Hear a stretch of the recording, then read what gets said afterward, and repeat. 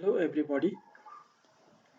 Today we are going to start a new video lecture series, and this video lecture series will be about the response spectrum analysis.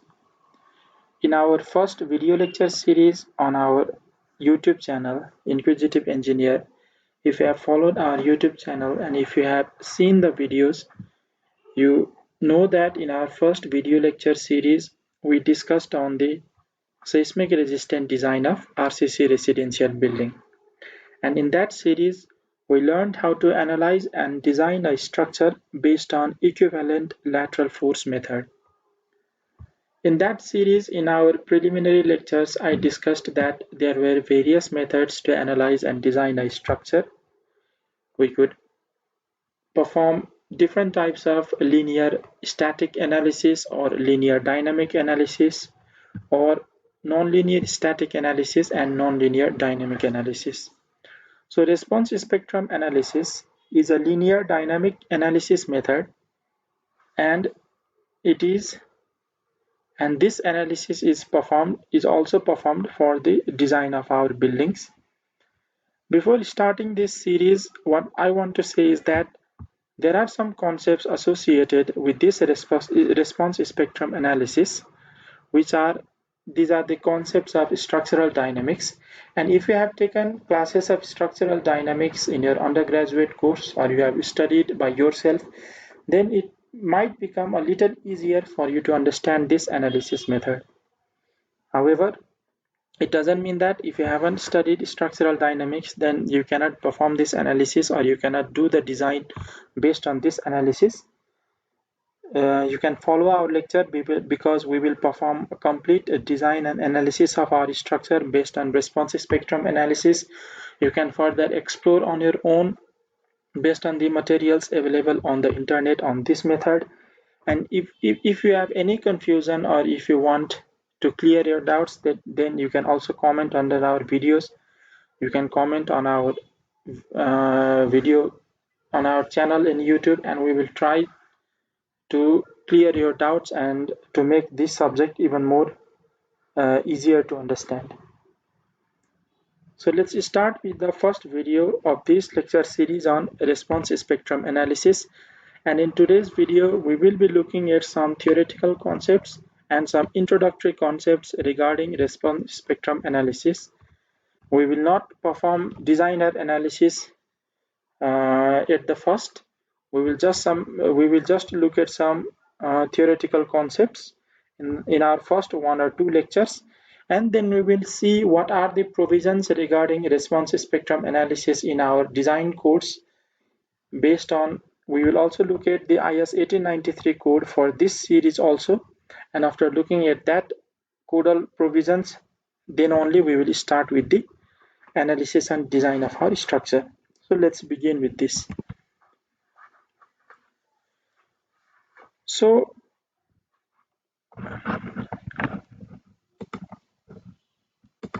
let's look here first. In our first slide, there are some basic concepts. What it says is that for a given ground excitation or ground acceleration, the deformation response, and that response is the displacement of our structure, which is represented by ut. This t in bracket means that our deformation response is varying with the time. It is not a static response but a dynamic response, and it varies with time, so ut. So for a given ground excitation, the deformation response of a system depends only on the natural frequency or natural period of the system and its damping ratio. Let's begin this discussion with a common problem of a simple pendulum. Suppose we have a simple pendulum and this simple pendulum has a mass m at its end. You can see these pendulums and such examples of these pendulums you can see in our houses. If you have a pendulum clock in which a pendulum just hangs below the clock and swings left to right, that is an example of a pendulum, which are common everyday example of a pendulum. And for this pendulum, if you take this pendulum to a height, or if you sway this pendulum to one side, keep it static at this point, and release this pendulum, then you will see that the pendulum will swing to and fro. This is the static equilibrium position of our pendulum. If you release the pendulum from a height, suppose you take this pendulum to a height h, and if you release this pendulum from this height, then this pendulum will move to and fro in this direction. So when the pendulum moves to and fro like this, then the time that the pendulum takes to make one complete movement, we call that time the natural period or natural time period Tn of this pendulum. For example, if we release the pendulum from this height, it will pass through this equilibrium position, go to this extreme height at the other end. Let us say our equilibrium position is O here, this position is A, and this position is B. So if you release this pendulum from height A, it will pass through this equilibrium position O, move to this position B, and then again return back by passing through this equilibrium position O and reach this position A.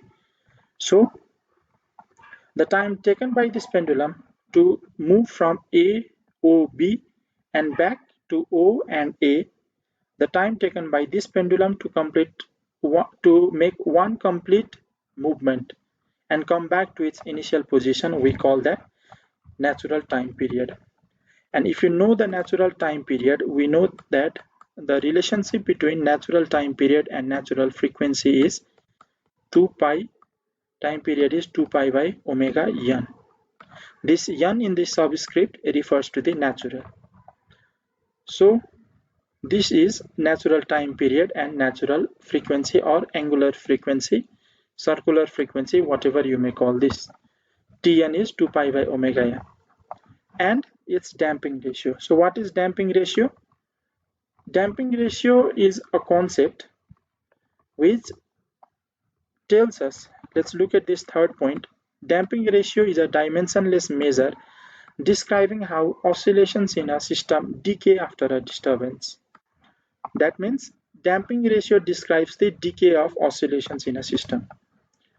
In the same example that we discussed, if you release a pendulum from this position A, it will move to and fro, but it will not keep moving to and fro to infinity, or it will not keep moving to and fro until the end of the time. After a certain period, this pendulum decreases, this amplitude of vibration decreases, and finally it again comes to rest in this equilibrium position O. For example, if you see here, if you see that the angle made by this pendulum with the extreme end is theta, then this value of theta keeps on decreasing, and finally when this pendulum comes back to its static equilibrium position, the value of this angle theta will be 0 degree. That means the energy in this system is dissipated and finally it comes to rest. So the property of this system that describes the decay of this oscillation or the decay of this to and fro motion is a concept related to the damping ratio.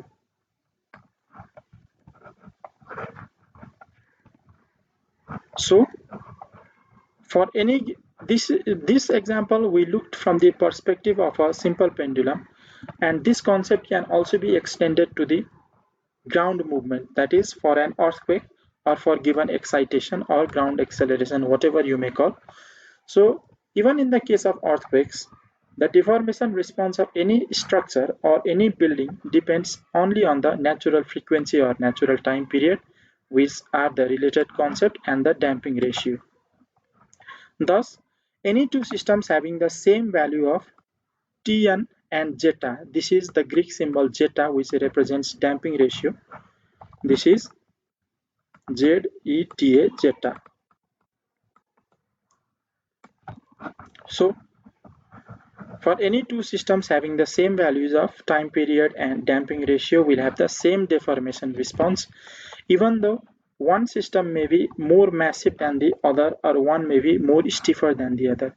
So what does this mean?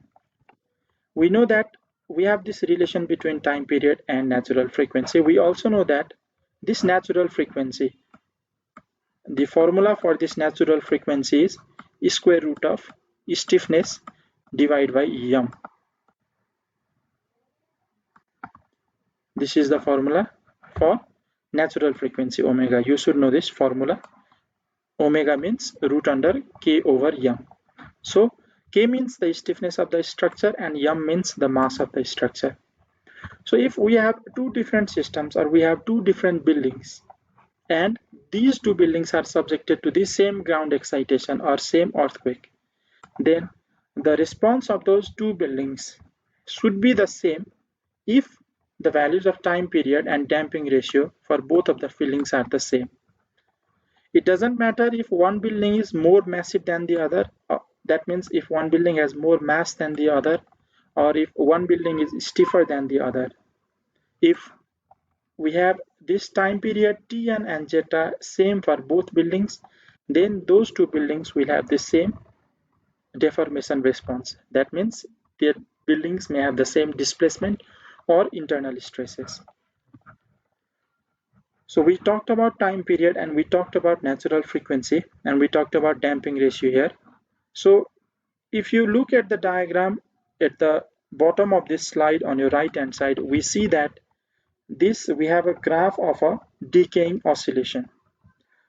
The oscillation begins from this point at which the amplitude is 1, and as we move together with time, then this amplitude of vibration decreases every second, and finally that object which is oscillating comes to the rest position. So this graph shows the decay of oscillation, and this decay of oscillation is due to the damping present in the building. Even in our case of the simple pendulum that we talked about, this simple pendulum will finally come to the rest because of the damping inherent in this simple pendulum. And remember that the damping force, that means the force that causes the oscillations to decay, that damping force is related to the velocity of the structure or velocity of the system. So if we represent damping force as Fd, then that is directly proportional to the velocity of the system. So initially when we release this pendulum from a height, it attains a greater velocity and the damping is greater at that moment. And as the pendulum decreases its amplitude of vibration, then as its velocity decreases, then the damping also decreases, and finally this simple pendulum comes to rest. And damping ratio is also defined as the ratio of actual damping coefficient to critical damping coefficient. So this zeta means it is a ratio of actual damping coefficient divided by critical damping coefficient. Just remember this. This is a concept related to structural dynamics. You study about this ratio of damping coefficient and critical damping coefficient, and we call that the damping ratio, and damping ratio is expressed as a percentage. So this is about a general introduction to the behavior of buildings and what factor influence the deformation response in our building.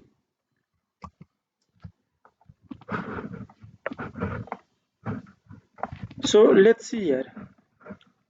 I have taken a figure which represents the deformation response of single degree of freedom system to El Centro ground motion. So what this figure is trying to say, first let's look here what is a single degree of freedom system. Our systems can be, or our structures can be, single degree of freedom system and multiple degree of freedom system. So what is degree of freedom?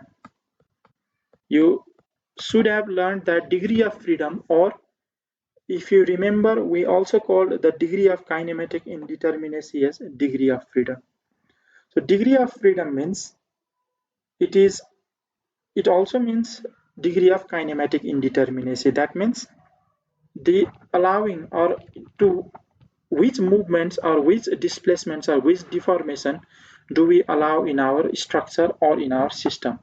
The number of different types of displacements or the number of different types of deformation that we allow in our structure, that is the degree of freedom. So suppose we have this oscillator here, which is represented as in this way. If we have this oscillator here, then this oscillator represents a single degree of freedom system, because the oscillator is only allowed to move or only allowed to deform in this way, either towards right hand side or towards the left hand side. It is only allowed to deform in one degree of freedom. So this is the single degree of freedom. In our multi-storied building, suppose this is our multi-storied building. So in our multi-storied building, if we suppose that the mass is lumped at the floor level, we do not have distributed mass, but our mass is lumped at the floor level and our diaphragm is rigid, then we can say that each of our floor level will have 3 degrees of freedom. If we suppose that our mass is lumped at the floor level and our diaphragm is rigid, then each floor will have 3 degrees of freedom, 2 translations and 1 rotation. So if we have a 4-story building, then we will have total 4 into 3 is equal to 12 degrees of freedom. So our multi-storied building or our multi-storied frame is a multi-degree of freedom system. So in this figure, we are looking at the deformation response of a single degree of freedom system to L centro ground motion. And we are looking at this, or in our previous slide also, we looked at some basic concepts, and in this we are looking at another diagram. You may think, what is the link between the previous slide and this diagram? These are all the basic concepts, or these are all the concepts inherent to response spectrum analysis. These concepts or these slides may seem to be somewhat not linked or very different, but I hope this will serve as basic concept to response spectrum analysis. So in this diagram, we see the deformation response of single degree of freedom system to L centro ground motion. So this L centro ground motion is a very popular time history record, and this L centro ground motion means El Centro in 1940, the Imperial Valley in Southern California, which lies at the international border of US and Mexico, that Imperial Valley suffered a major earthquake, and that earthquake we generally refer to as the 1940 El Centro earthquake, or 1940 the Imperial Valley earthquake. And we take this example of El Centro ground motion record very often because during that earthquake there was a very active, or there was a seismograph that was located very close to that rupture plane or that fault in that El Centro earthquake, and that seismograph had recorded various data or various detailed data relating to that ground motion due to that earthquake. So those ground motion records are very often used during structural, or very often used for structural dynamics. So we refer to that data of that earthquake as the El Centro ground motion. And let's see here, we are looking at the response of single degree of freedom system to that El Centro ground motion, and I have taken this diagram from Dynamics of Structures by Anil K. Chopra. This is a structural dynamics book and one of the most used or mostly followed books for structural dynamics. In this figure, if you see here, we have the deformation plotted on the y-axis, and this deformation is in inches, and we have time plotted on the x-axis. In our previous slide, we saw that the two factors contributing to the response of any system is the time period or the natural frequency. You may use either time period or natural frequency, and another is the damping ratio. So these two were the primary factors contributing to the response of a system. So in the left hand side diagrams, we see the response of a single degree of freedom system with the same damping ratio, that is 0.02, same damping ratio, and the time period is increasing, 0.5 second, 1 second and 2 seconds. Whereas on the right hand side, the time period of our structure is the same, 2 seconds, and the damping ratio increases gradually 0, 0.02, 0.05. Remember, increase in the damping ratio means the increase in the damping force present in the structure. So increase in the damping force and then means that there are forces within the structure or forces inherent in the structure that causes decay in the response or decay in the motion of that structure. And higher damping ratio means the presence of higher damping forces.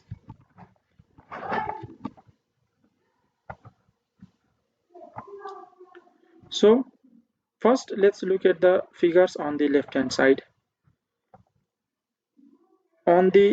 You can see the diagrams that we have plotted, or that is plotted on this figure, that shows the response with increasing time period.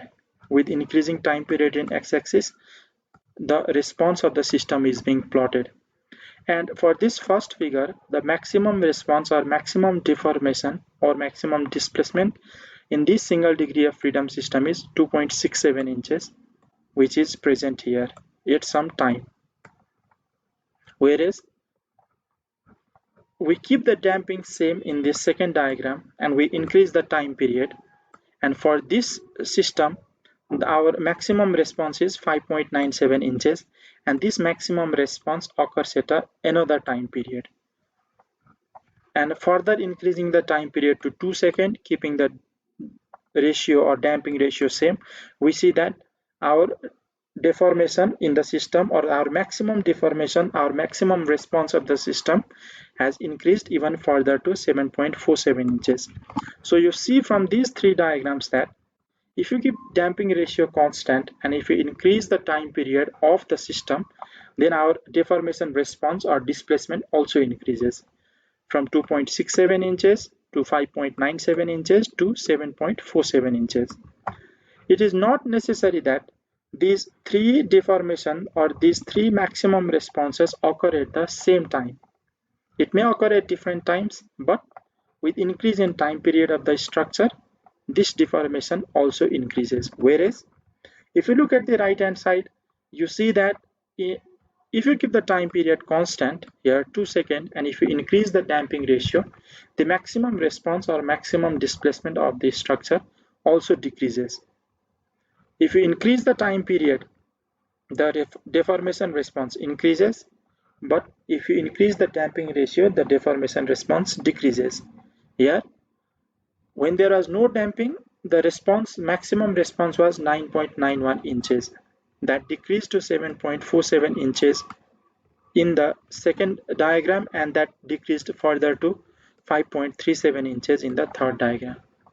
Just see here, this second diagram and this third diagram are the same for 2 seconds and for 2 seconds, and damping ratio 0.02, 0.02. So how the properties such as time period and damping ratio affect the response of our system? We saw in our previous slide that these two factors were the most important factors in determining the response of our structure. And we saw that by keeping the damping ratio constant, if we increase the time period, the maximum response of the structure also increases. Whereas by keeping the time period constant, if we increase the damping ratio, then the response or maximum response of the structure decreases.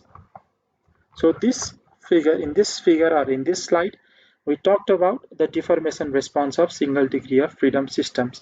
And this deformation response we calculated or we plotted in response to one particular ground excitation, and that was the ground excitation due to the El Centro earthquake of 1940. So this deformation response was in response to the El Centro ground motion.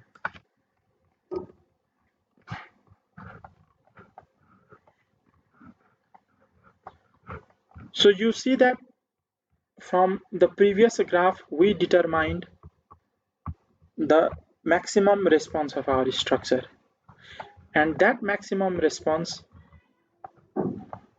after we determine the maximum response of our structure, then we can calculate our base shear or our moment that acts on our building.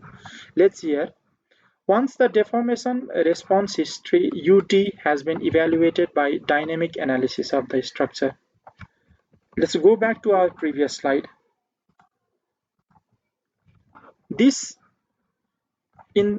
Previously we only talked about the maximum response. But if you look at this whole response for every graph, then this graph gives us the response of our structure at every time or every time interval.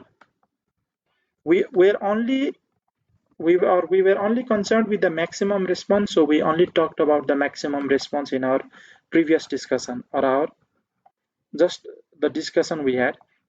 But if you look at the whole diagram, suppose that here you can see we have a time period of 30 seconds, up to 30 seconds in our graphs. For this 30 second, we took this 30 second, and what I'm trying to say is that our El Centro ground motion or our ground excitation motion due to this earthquake had also a period of 30 seconds. That graph may be anywhere, that we are not concerned with that particular ground motion, or we are not concerned with the acceleration values during that ground motion. We should only remember that this El Centro ground motion suppose had a period of 30 seconds, and in that whole 30 seconds we wanted to record the response history of our structure. So this whole graph, a single graph, gives us the response history of our particular single degree of freedom system.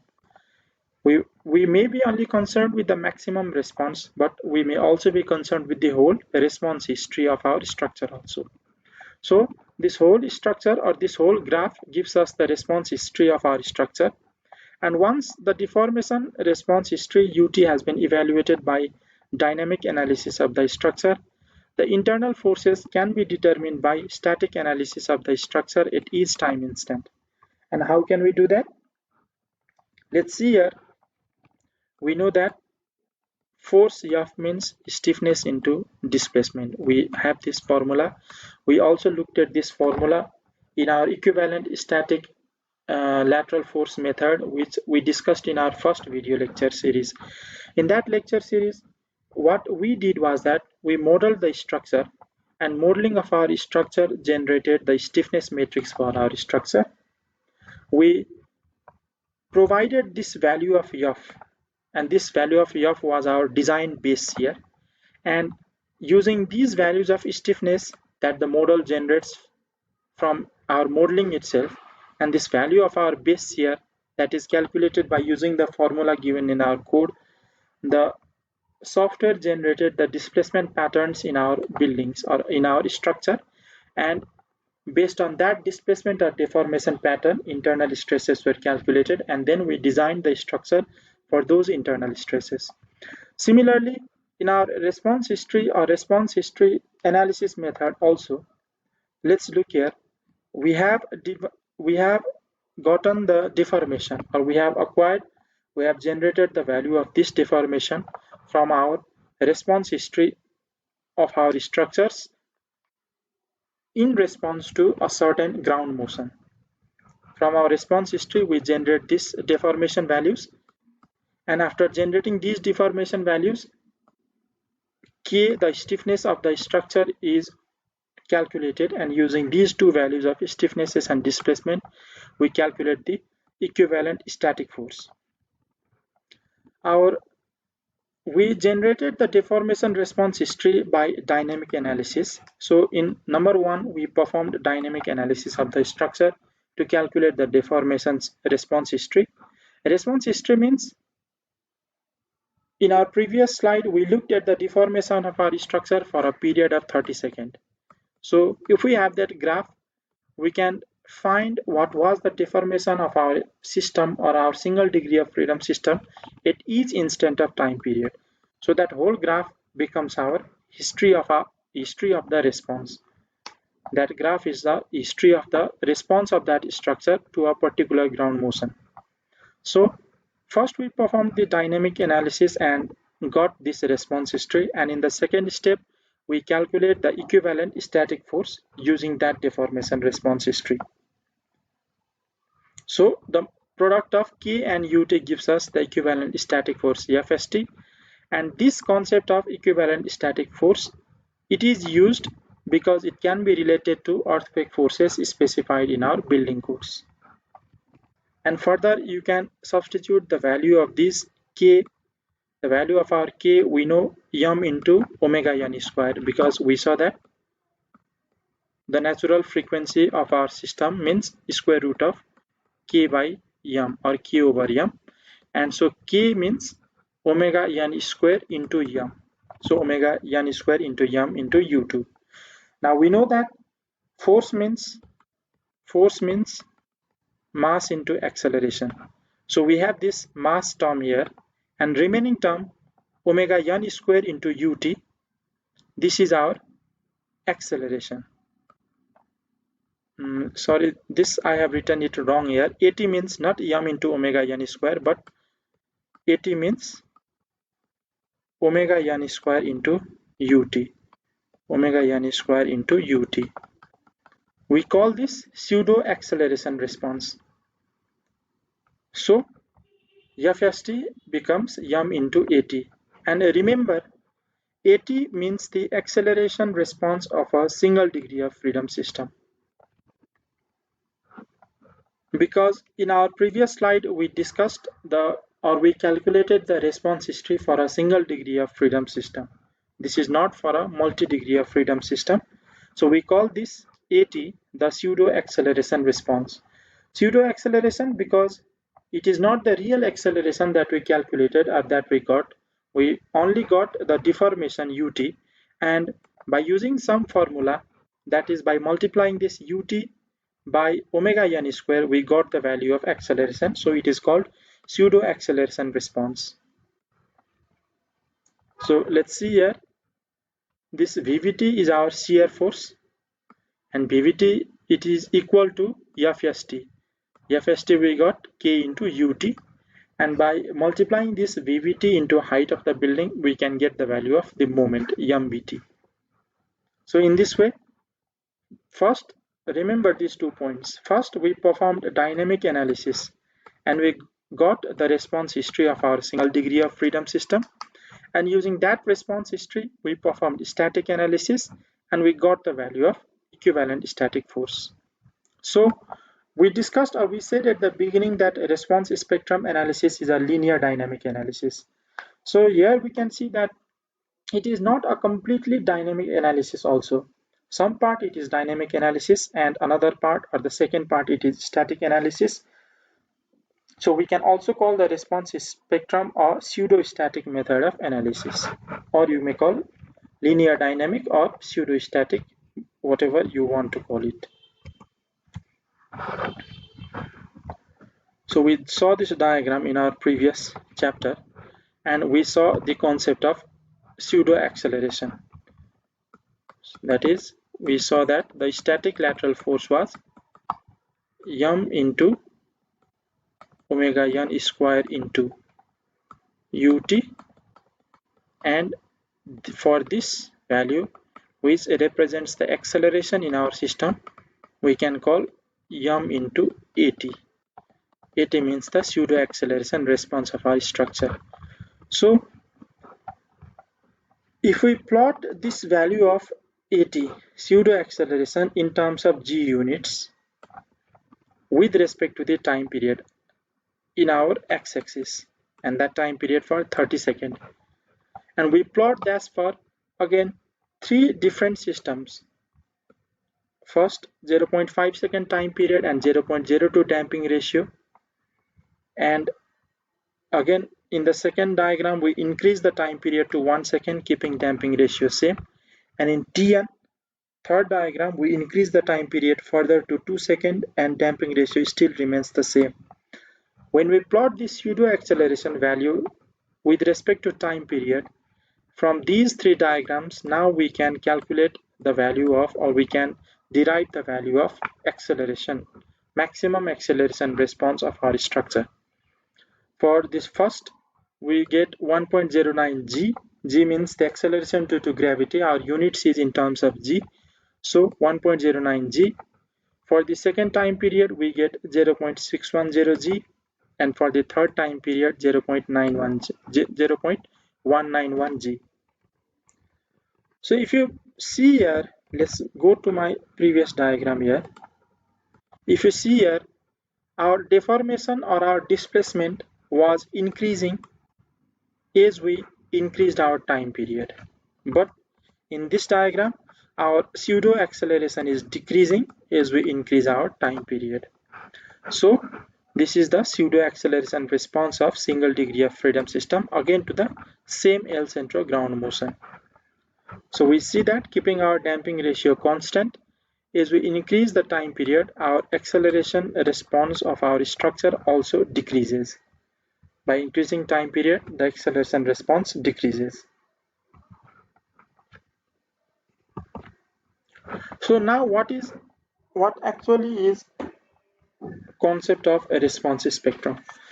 The previous 3 slides that I talked about, those were all the basic concepts and those were related to the response spectrum itself. So response spectrum analysis is strictly applicable for linear analysis. And this concept of response spectrum was first introduced by Yame Bayat in 1932. He introduced the concept of a response spectrum, but that response spectrum concept was widely familiarized or made widely accepted by the works of G.W. Hausner, and since then it is widely accepted as a practical means of characterizing ground motions and their effect of structures. The response spectrum provides a convenient means to summarize the peak responses of all possible linear single degree of freedom system to a particular component of ground motion. So remember this and what we discussed in our previous lecture. In our first slide, in which we had those diagrams of deformation response history, we were only concerned with the maximum response of our system, and we also considered there a single degree of freedom system. So what response spectrum does is it summarizes or it gives us the peak response, only the maximum response of all possible linear single degree of freedom systems. So even if our building is a multi-degree of freedom system, it approximates our building as a single degree of freedom systems, and then it summarizes or gives us the peak response of all possible systems to a particular component of ground motion. So we have to define that component of ground motion, or we have to define our response spectrum, and for that particular ground motion we get the peak response of our system. So a response spectrum is a plot. So what actually is a response spectrum then? A response spectrum is a plot of the peak value of a response quantity. It is a graph of the peak value of a response quantity. Our response quantity may be displacement, velocity, acceleration, but only the peak values or the maximum values of those response quantity, and that peak value is plotted as a function of natural vibration period of the system, or frequency. You may plot against any frequency or vibration, frequency or time period, but we only plot. Suppose if this is our 2-axis, then we have the time periods of our linear single degree of freedom system in the x-axis and the maximum value of the response of our single degree of freedom system on the y-axis. And each such plot is for a particular value of damping ratio. So a response spectrum is a plot of the maximum response of any response quantity against the time period of our structures. See here, these were the we selected 3 different systems here. First, and all of these are linear single degree of freedom system. Let's see here. For these 3 linear single degree of freedom systems, and for a constant damping ratio, that is 2% is here, we select these 3 systems. These 3 systems have time period 0.5 second, 1 second and 2 second, and these have the same damping ratio, and we plot the deformation of this system. And in this deformation we got for our first structure having 0.5 second time period, we got 2.67 inches the maximum deformation. So for our time period of 0.5 second here, our maximum deformation is 2.67 seconds. For our second system having time period of 1 second, our maximum deformation is 5.97 inches. 1 second, 5.97 inches. For a period of 2 seconds, 7.47 inches. For a period of 2 seconds, 7.47 inches. And then we plot a curve and join these three values to get our response spectrum. And this response spectrum is our deformation response spectrum or displacement response spectrum. So in this diagram, we only have three systems of time period 0.5, 1 and 2 seconds. To get the curve for all of these points, at every point on this curve, if we want to get the value of peak response, then we have to analyze a structure having all these time periods, all this corresponding time period. So this is our displacement response spectrum. I hope you understood this. And at the top, here we have, this is our El Centro ground motion, ground excitation graph. We have time in the x-axis and this ground motion acceleration. This u and 2 double dot means this is our acceleration. So we will, here in these graphs, we have represented our displacement or deformation as u.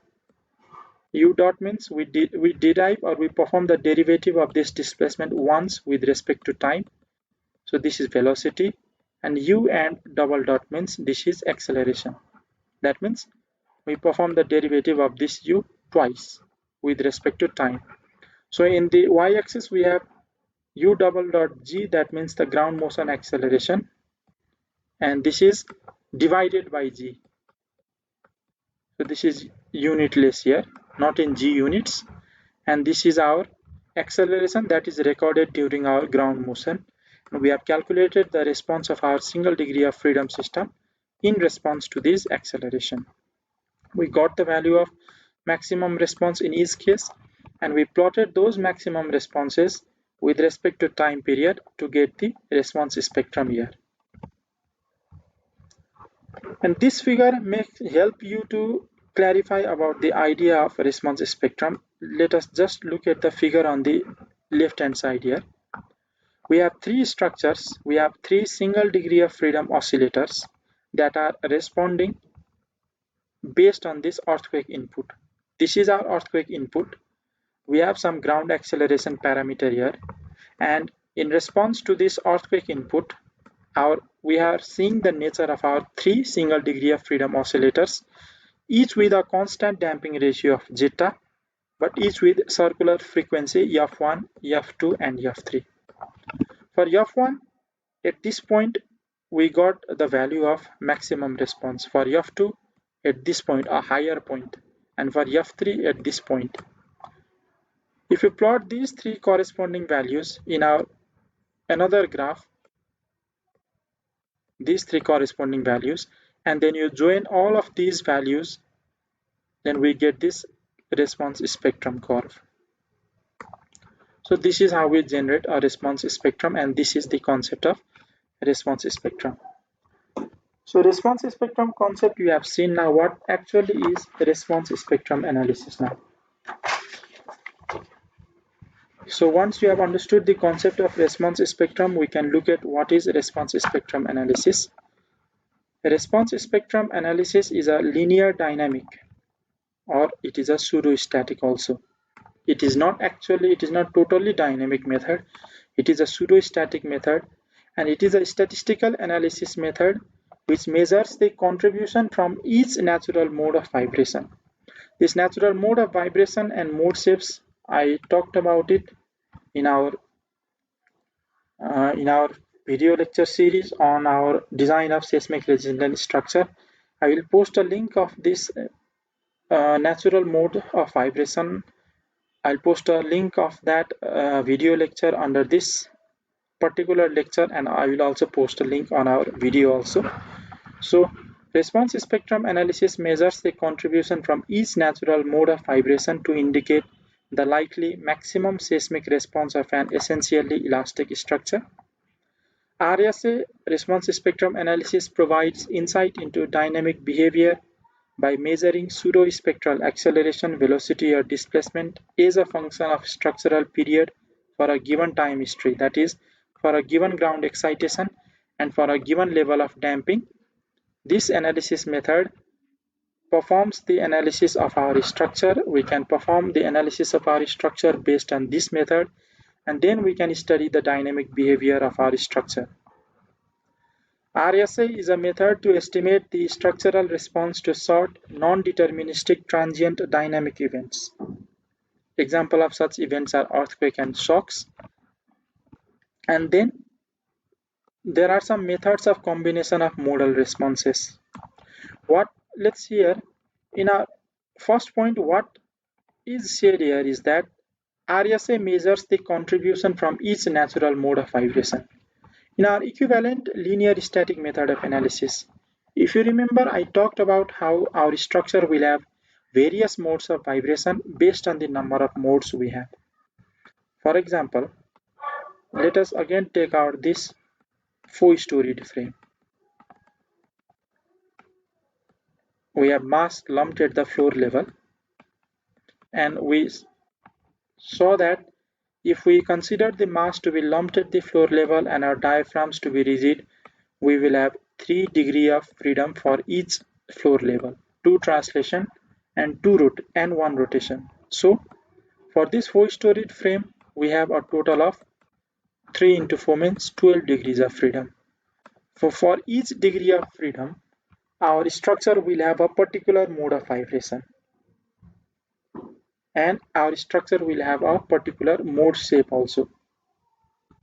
In our equivalent linear static method, what that method does is that method is only concerned with our first mode of vibration. It only gives us result for the first mode of vibration. That means for our first mode, what is the time period, what are the displacement, what are the stresses in our building, what are the internal forces. Equivalent static lateral force method only gives us the results of our first mode of vibration. But we know that in our building or in our structure, based on the number of degrees of freedom, we will have many modes of vibration. So what the response spectrum analysis does is that for each mode of vibration, that method calculates the contribution of that mode of vibration to the seismic response of our structure. For all these 12 modes here, the response spectrum analysis method calculates the seismic response of our structure.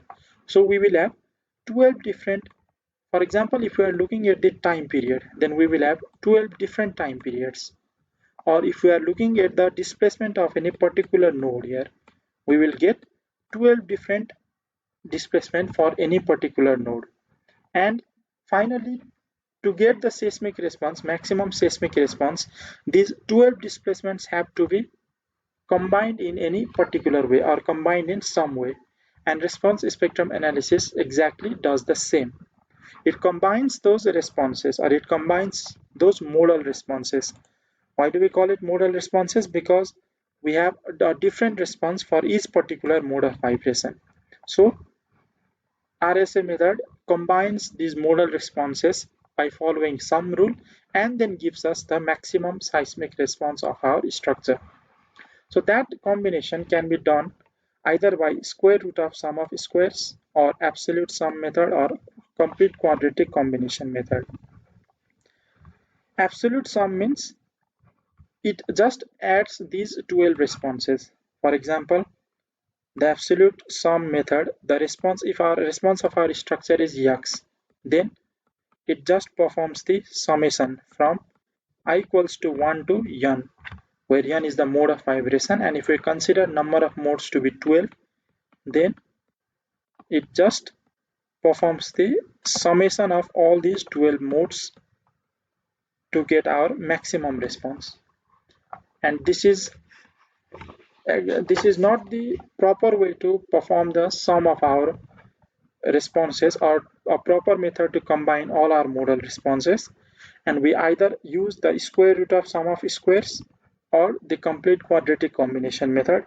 We will talk about these models of or these methods of combination more in our upcoming lecture.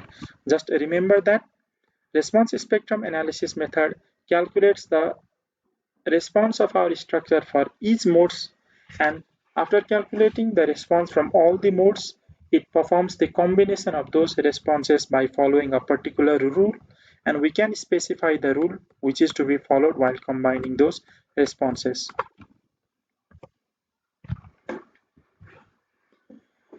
So why is the response spectrum method of analysis, or what the response spectrum method of analysis does?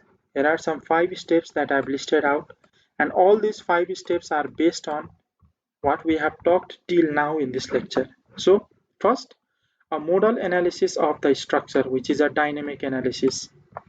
It is carried out to obtain mode shapes, frequencies, and modal participation factors.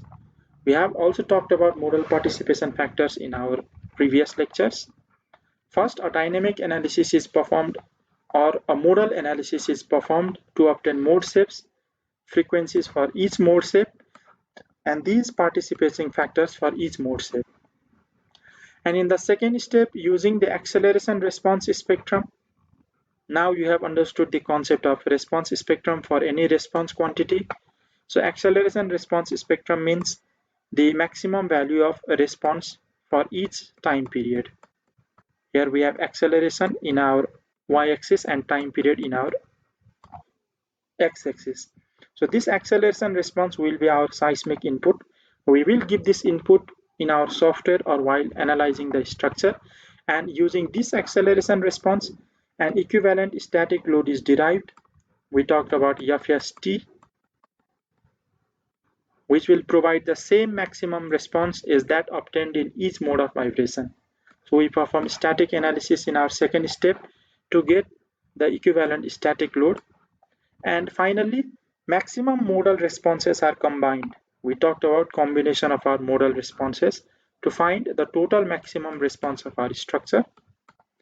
So the first 2 steps do not have approximations, while the third step has some approximations. These 2 are exact steps, whereas in number 3, since we have different rules to combine our responses, our modal responses, or responses from each mode, and in each modal response combination, there are some approximations used in the formula for our combination rule.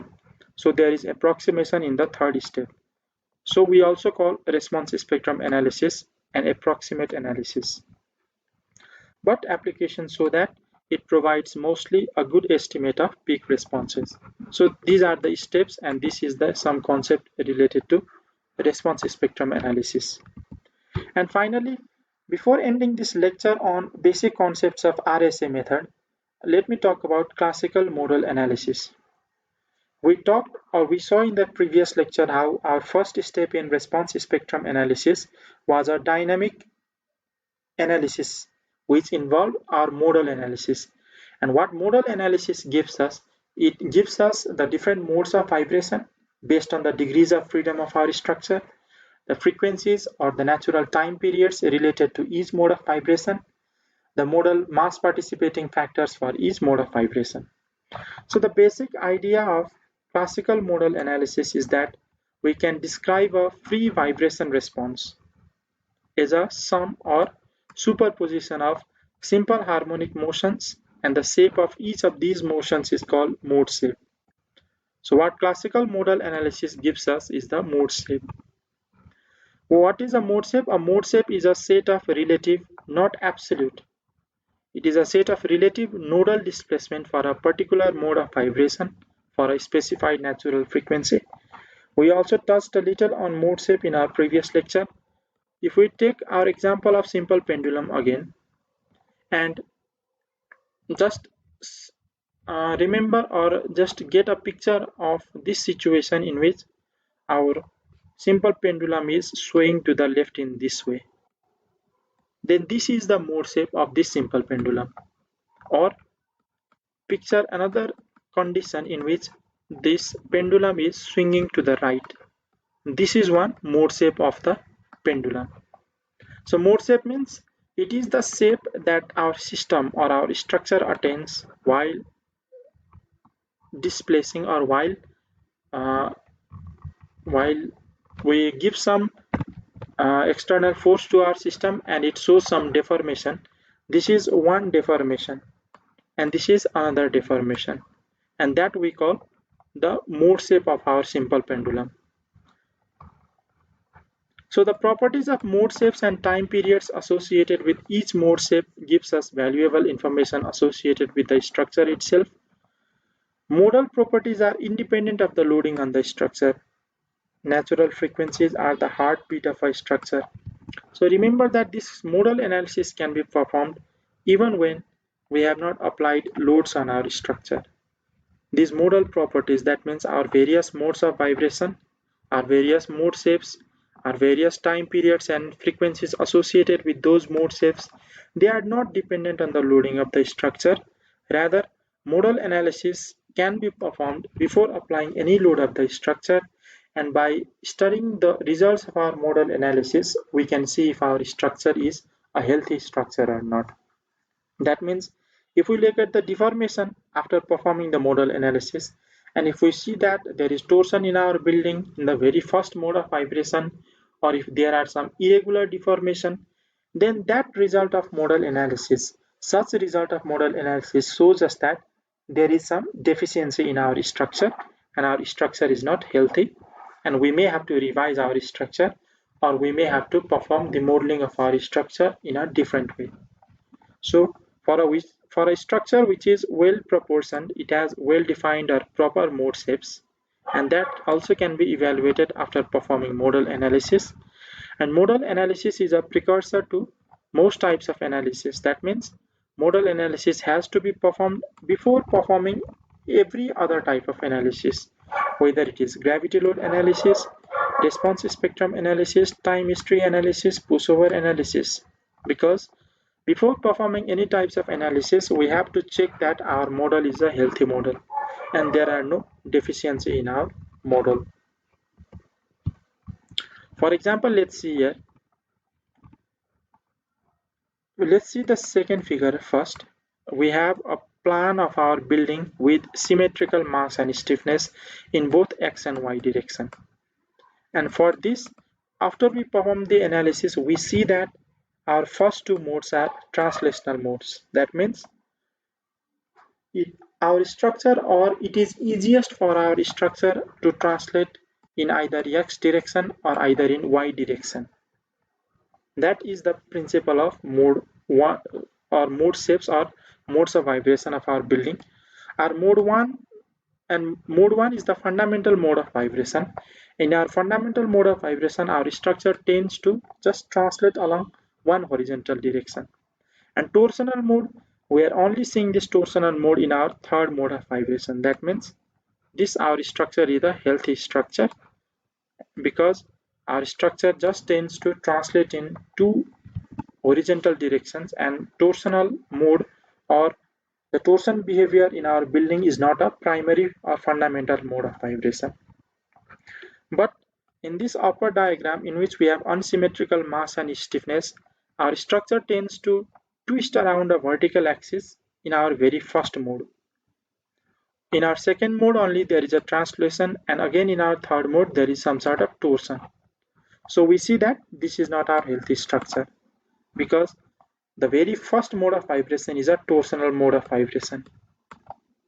So these responses, we can evaluate these responses after performing the classical modal analysis. And this classical modal analysis has to be performed before conducting any other type of analysis. So this is about classical modal analysis. So this brings us to the end of this introductory lecture on response spectrum analysis. If there are some more theoretical concepts to be covered, I will do that in our next lecture, and then we will one by one go to our codal provisions, what we have in our codes regarding RSA method, and then only we conduct some analysis in our software etaps. So we'll meet again soon with lecture 2 of this video lecture series. Till then, thank you and bye bye.